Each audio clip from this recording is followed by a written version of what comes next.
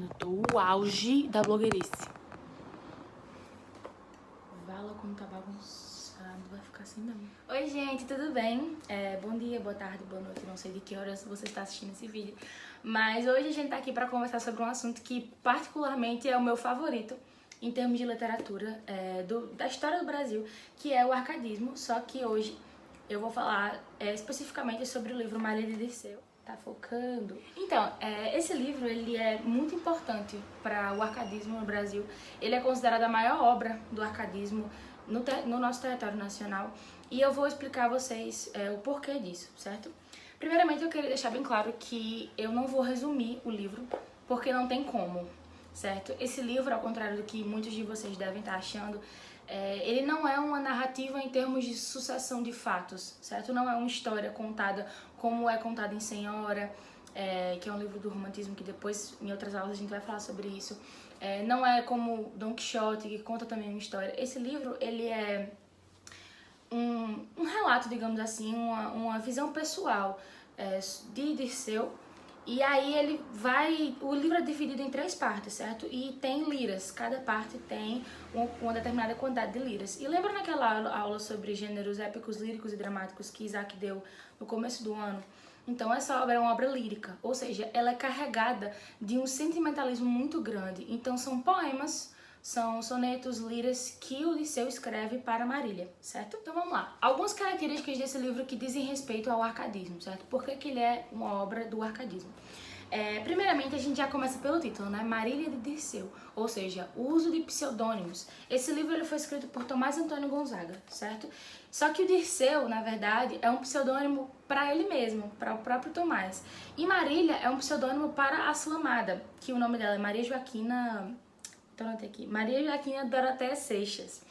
Ela é amada do Dirceu, do Tomás Antônio Gonzaga. Então ele escreve esse livro como uma forma de demonstrar o seu amor para ela, só que sempre usando essa questão dos pseudônimos, certo? É muito importante lembrar também que essa obra ela tem um teor autobiográfico muito forte, ou seja, na primeira parte, como eu falei, né, o livro é dividido em 3 partes. Na primeira parte, Tomás Antônio Gonzaga tinha acabado de chegar ao Brasil, certo? Ele é um filho de pai brasileiro e morava em Portugal. E lá ele estudava direito.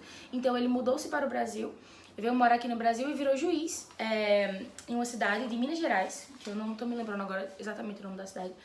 E aí ele vai trabalhar, só que nesse meio tempo ele conhece Maria Doroteia. E essa menina se torna o amor da vida dele. E eles começam a viver um romance, uma história muito linda. Só que aí mais pra frente, como um grande atuante no campo do direito, né?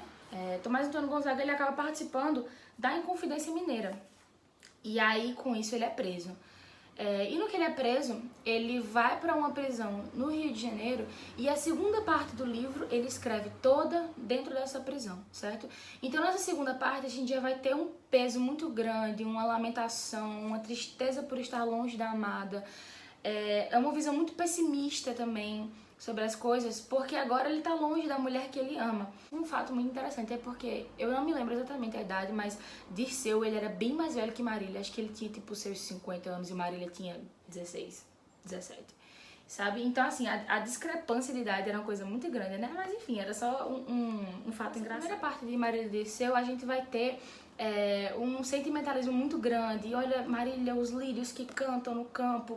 Então, assim, todo um cenário bucólico, que é justamente a característica do arcadismo, que é a presença do carpe diem, que todo mundo deve conhecer essa expressão, mas também outras 2 expressões em latim que são muito importantes e eu vou trazer para vocês agora, que é o locus amenus, que é o lugar ameno, que seria justamente essa tranquilidade do cenário bucólico, dessa paz transmitida pela natureza, e o inutile truncati, que é o truncar o inútil, ou seja, abrir mão de tudo aquilo que foi inútil e dedicar-se ao amor, à vida que Dirceu teria com sua amada, que seria Marília, né? Então, essa segunda parte ele escreve nessa prisão, e a gente consegue perceber as marcas de tristeza, de lamentação por estar longe da sua amada.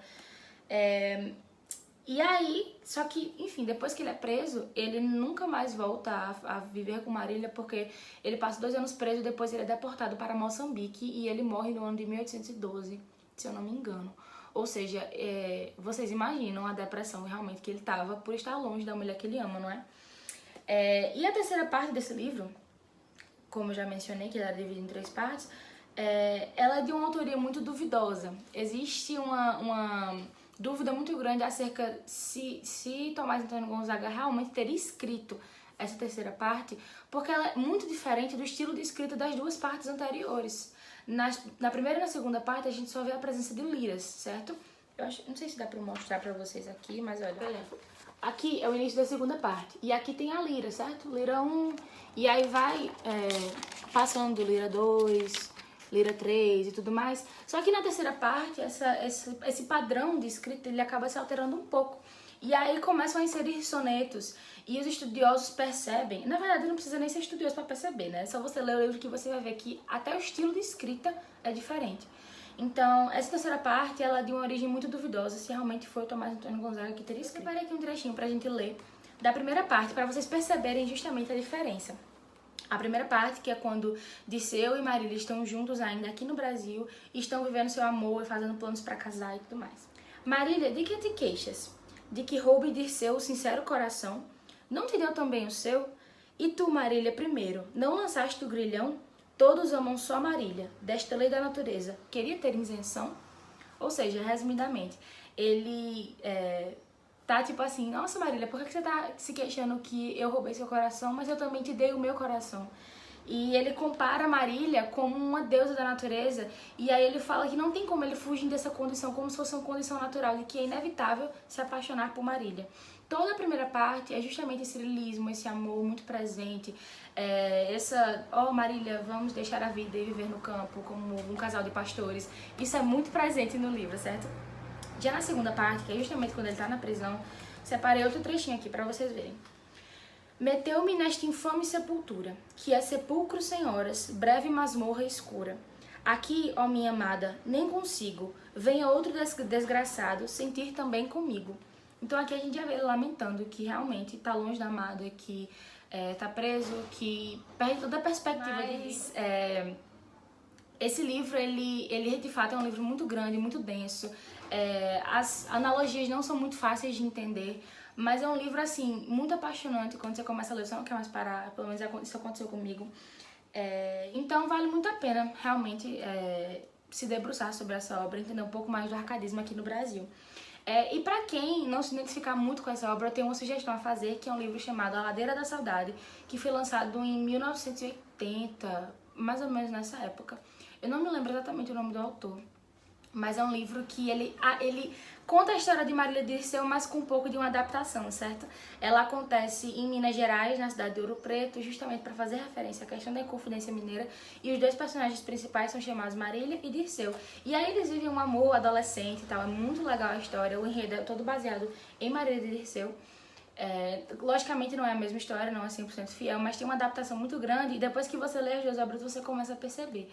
Então eu também, além dessa leitura, também indico A Ladeira da Saudade, que é um livro muito interessante. Então é isso, gente. Foi só uma pequena contribuição que eu vim dar acerca do livro, da história do livro. Eu espero que vocês tenham gostado, espero que vocês estudem e espero que vocês se cuidem, principalmente, certo? Não saiam, lavem as mãos, por favor. Se alimentem bem para a imunidade de vocês ficar boa.